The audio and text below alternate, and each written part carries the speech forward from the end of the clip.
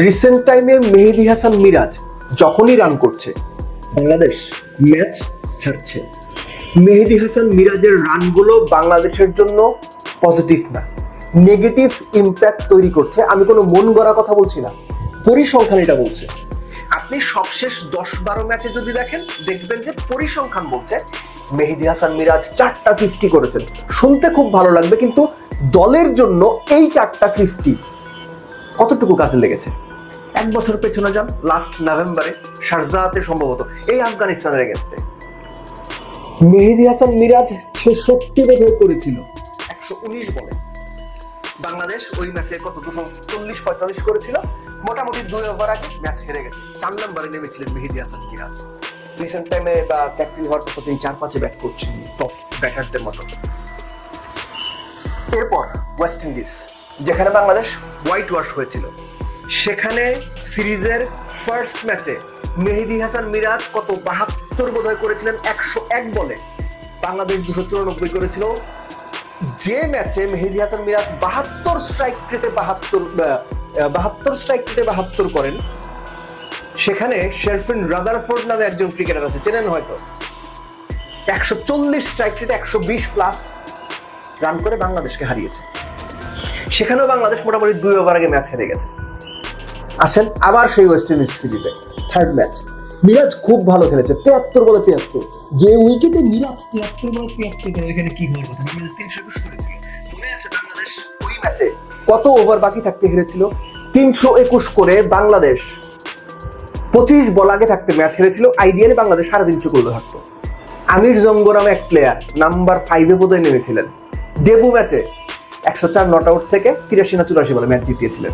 Lastly এই যে আফগানিস্তানের সঙ্গে 3 ম্যাচ সিরিজের ফার্স্ট ম্যাচ ওয়ানডে যেটা হারলো বাংলাদেশ, সেখানে মিরাজের ব্যাটিং সিচুয়েশন ওয়াইজ হয়তো ঠিক ছিল, কিন্তু এই যে কনভার্ট করতে না পারা, প্রচন্ড রকম বেশি ডট বল খেলা, 60%-এর উপরে ডট বল, মিরাজের এই ব্যাটিং মিডল অর্ডারে বাংলাদেশ টিমকে ধসিয়ে দিচ্ছে। আপনি মানেন আর না মানেন, আমি বারবার এই কথাটা বলেছি, Miraz is not a number 5 or number 4 proper batsman. আপনি আমার সঙ্গে একমত হবেন না, আমাকে গালাগাল করবেন, খেলা বেশি বুঝো, সমুখ মুখে দেওয়া, মিরাজ ছাড়া খেলা খেলে, এটা আপনার পছন্দ, আপনি এটা বলতে পারেন। কিন্তু আমি বলি, আমি মনে করি Miraz is not a number 4 or number 5 batsman for ODI আধুনিক ক্রিকেটে। কয়েকটা নাম বলি আধুনিক ক্রিকেটে যারা নাম্বার 5-এ সবচেয়ে ভালো ব্যাটার হিসেবে বিবেচিত হন, তাদের ট্র্যাক রেকর্ড বলে, নামগুলো শুনবেন ঠান্ডা মাথায়।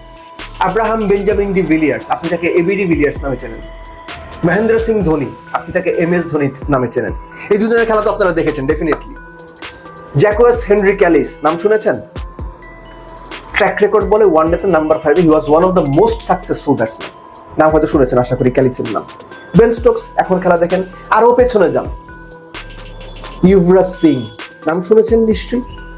অ্যান্ডি ফ্লাওয়ার নাম নিশ্চয়ই শুনেছেন। আরও পেছনে যান, মাইকেল বেভান। এই যে নামগুলো বললাম, এই নামগুলোর কাতারে কোথায় আপনি মেহেদী হাসান মিরাজ নামের একজনকে ফিট করবেন নাম্বার 5-এ? প্রশ্নটা আপনাদের কাছে রেখে গেলাম। ক্রিকেটটা যদি বুঝে থাকেন, ঠান্ডা মাথায় চিন্তা করে উত্তর দিন।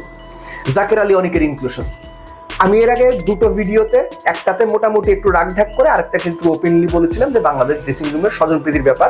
এখনো একটু রাগঢাক করেই বলছি, রাগঢাক করে বলতে হয় আর কি, সম্মানিত মানুষরা ড্রেসিং রুমে বসে থাকেন, তো তাদের ওই, যদিও তারা ধরো নির্লজ্জ, কিন্তু সেই আমাদের তো একটা দায়িত্ব আছে সম্মানটা একটু হলেও টিপে টিপে ধরে রাখার মতো।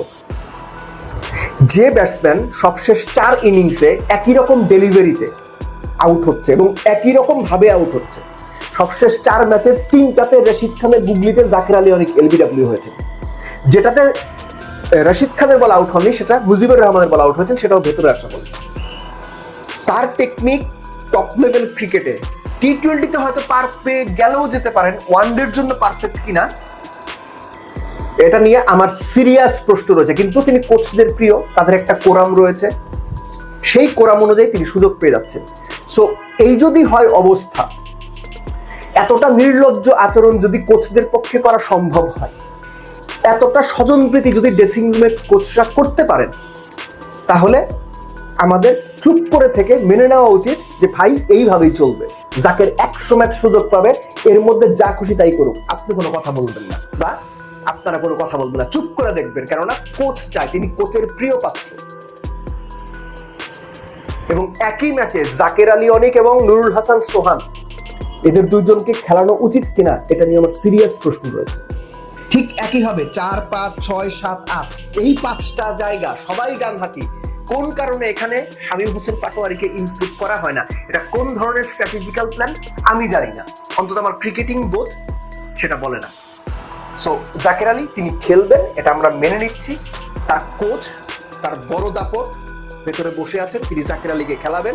তিনি আগামী 3 ম্যাচেও যদি রাশিদ খানের বলের বিরুদ্ধে হন তাও খেলাবেন। আগামী 3 ম্যাচেও যদি তিনি 0-0-0 করেন তারপরেও তিনি খেলবেন। কেননা ড্রেসিং রুমের স্বজনপ্রীতির দুর্গন্ধ এখন বাইরে আসছে। এই দুর্গন্ধ এখনো পর্যন্ত কিছুটা সহ্য করা যাচ্ছে। যখন সহ্য করতে পারবো না তখন এক এক করে নাম বলে দেবো, প্রস্তুত থাকেন।